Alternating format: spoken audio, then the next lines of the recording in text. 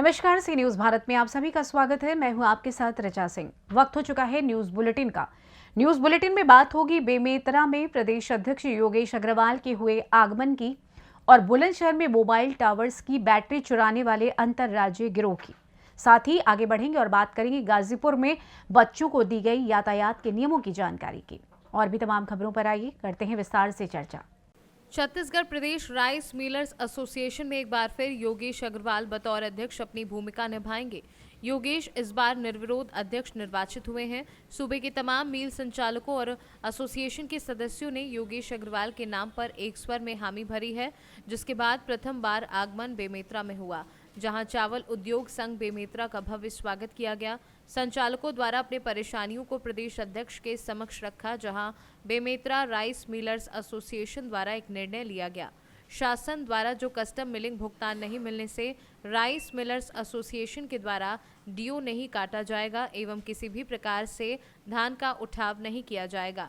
नवनियुक्त प्रदेश अध्यक्ष योगेश अग्रवाल ने बताया कि प्रदेश भर में राइस मिल के सभी साथी परेशानियों का सामना कर रहे हैं। छत्तीसगढ़ सरकार द्वारा 45,000 करोड़ रुपए जो राइस मिलर्स को 3 वर्षों से भुगतान नहीं किया गया, इस विषय पर मंत्रालय में संबंधित अधिकारियों से चर्चा की है। मैं सबसे पहले तो मेरे मिलर्स को मैं धन्यवाद देना चाहता हूं कि जिन्होंने मेरे पर इतना विश्वास किया और निर्विरोध मुझे अध्यक्ष बनाया। तो मेरा दायित्व है कि मैं मिलर की समस्याओं को समझूं, जानूं, उसका समाधान निकालूं। इसलिए अध्यक्ष बनने के 2 दिन बाद ही मैं पूरे प्रदेश के दौरे पे निकल चुका हूं और लगभग मेरा आधे से ज़्यादा प्रदेश का हर जिलों का दौरा हो चुका है। मिलर बहुत पीड़ित हैं, बहुत समस्या से ग्रसित हैं।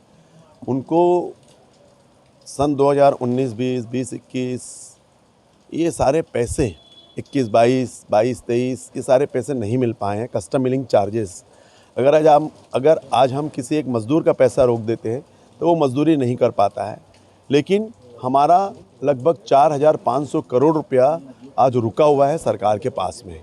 जो कस्टम मिलिंग चार्जेस हैं, हमारे ट्रांसपोर्टिंग के चार्जेस हैं, हमारे यूज़र चार्जेस हैं, हमारे FR के चावल के चार्जेस हैं, ऐसे अलग अलग मद में मिला करके। और मिलर के पास आज बैंक गारंटी बनाने को पैसा नहीं है, बिजली बिल पटाने को पैसा नहीं है। ऐसे छोटे छोटे मिलर हमारे प्रदेश में हैं। चूँकि जो राइस मिलें हैं ये गाँव का उद्योग है। छत्तीसगढ़ के पूरे 33 जिलों में राइस मिलें ये एकमात्र उद्योग है। तो हम तो आपके माध्यम से सरकार से यही प्रार्थना करते हैं कि वो जल्द से जल्द हमारा पैसा रिलीज़ करे, जिससे हम सुचारू रूप से मिलिंग कर सकें, चावल बना सकें, क्योंकि ये चावल गरीबों को जाता है, PDA सिस्टम में बंटता है, किसानों का धान खरीदी होता है। तो सारा एक साइकिल है। किसानों का जल्द से जल्द धान खरीदी होना चाहिए, गरीबों के लिए अच्छे से अच्छा चावल हम खिला सकें। तो इसके लिए सरकार हमारा जो रुका हुआ पैसा है 4,500 करोड़ रुपया वो जल्द से जल्द हमको दे। बेमेतरा से सी न्यूज संवाददाता संजू जैन की रिपोर्ट। बुलंदशहर में मोबाइल टावर्स की बैटरी चुराने वाले अंतर्राज्यीय गिरोह का खुलासा हुआ है। पुलिस ने गिरोह के 6 सदस्यों को गिरफ्तार किया है।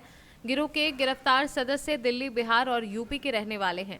गिरोह के सदस्यों से 10 बैटरी, 2 मशीन और 1 कार समेत लाखों रुपए का माल बरामद किया है।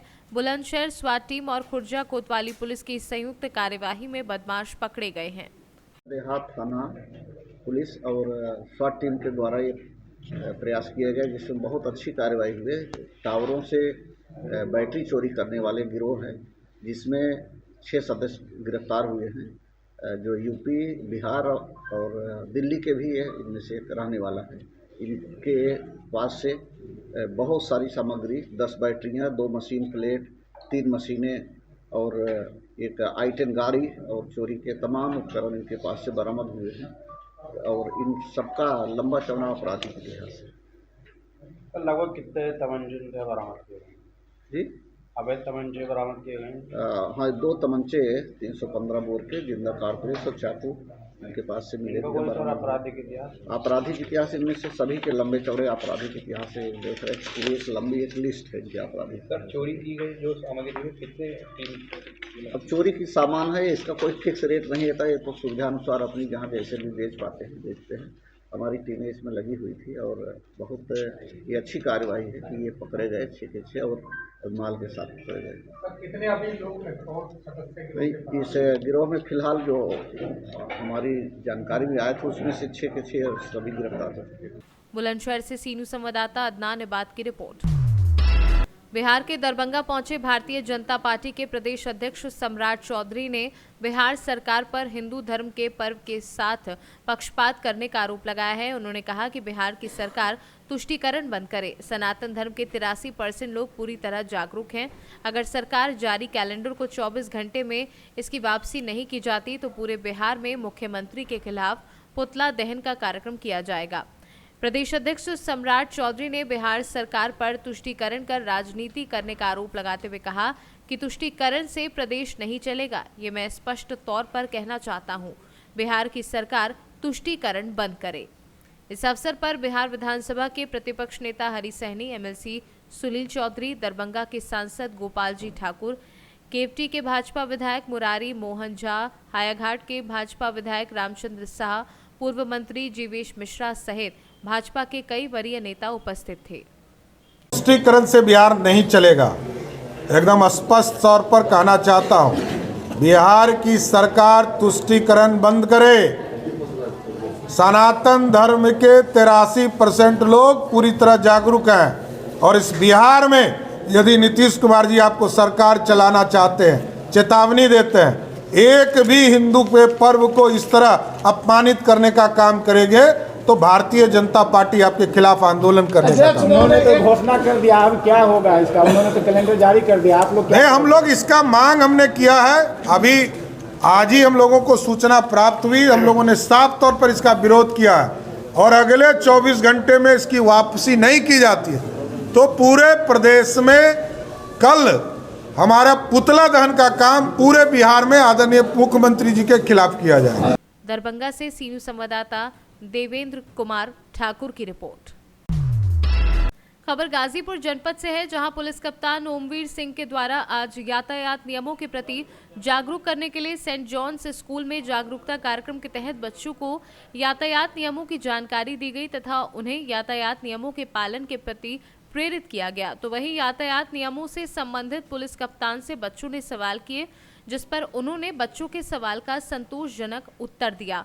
तो वहीं एसपी द्वारा छात्र छात्राओं को विभिन्न पुलिस हेल्पलाइन नंबर 112, 1090, 1098, 1076 तथा साइबर अपराध से बचने एवं सोशल मीडिया का उपयोग सावधानी पूर्वक करने के लिए विस्तार पूर्वक जानकारी देते हुए जागरूक किया।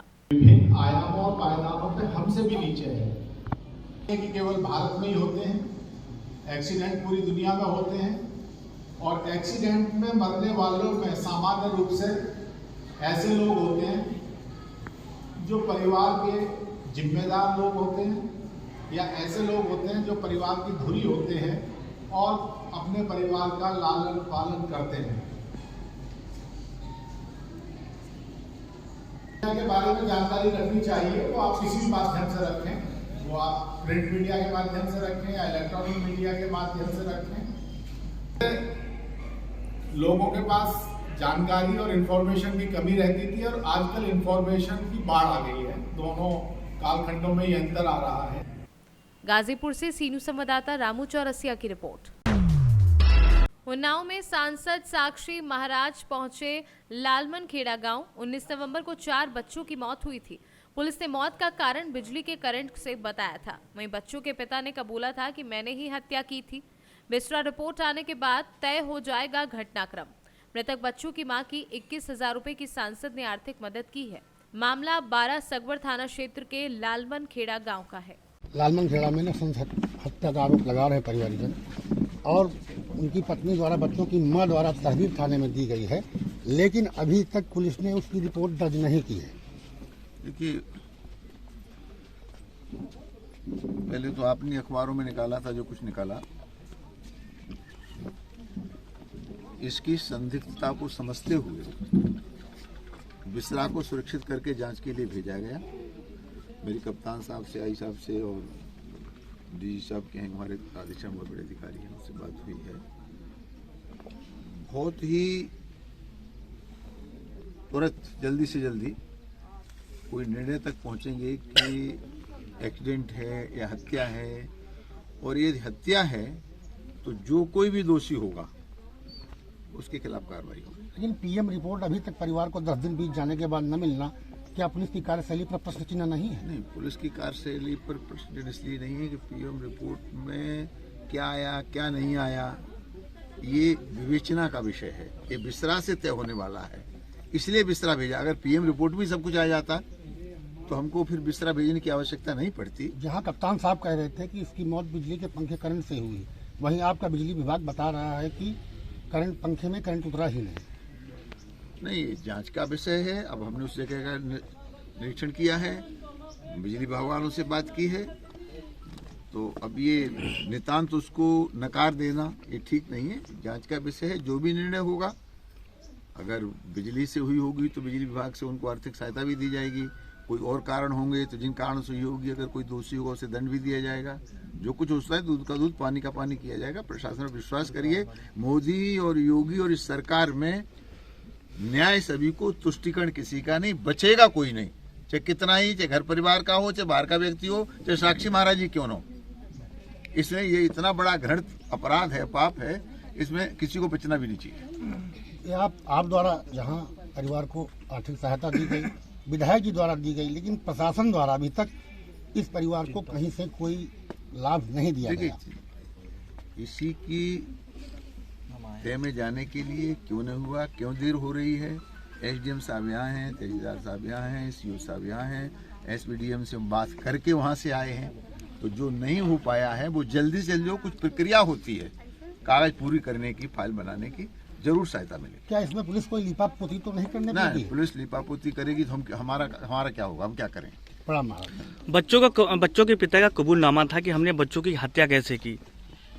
मैं उस संदर्भ मुझे जानकारी नहीं है, पर ये भी विवेचना का बिंदु है कि हत्या हुई, बिजली से ही खत्म हुए, पिता दोषी है, कोई और दोषी है, कोई तीसरा दोषी है, इसके पीछे कारण क्या है, उच्च स्तरीय जांच होकर जो निर्णय होगा। उन्नाव से सी न्यूज संवाददाता नवनीत शुक्ला की रिपोर्ट। फिलहाल न्यूज बुलेटिन में बस इतना ही। देश दुनिया की तमाम खबरों की जानकारी के लिए आप देखते रहें सी न्यूज भारत। हर खबर आपके साथ, आपके हाथ।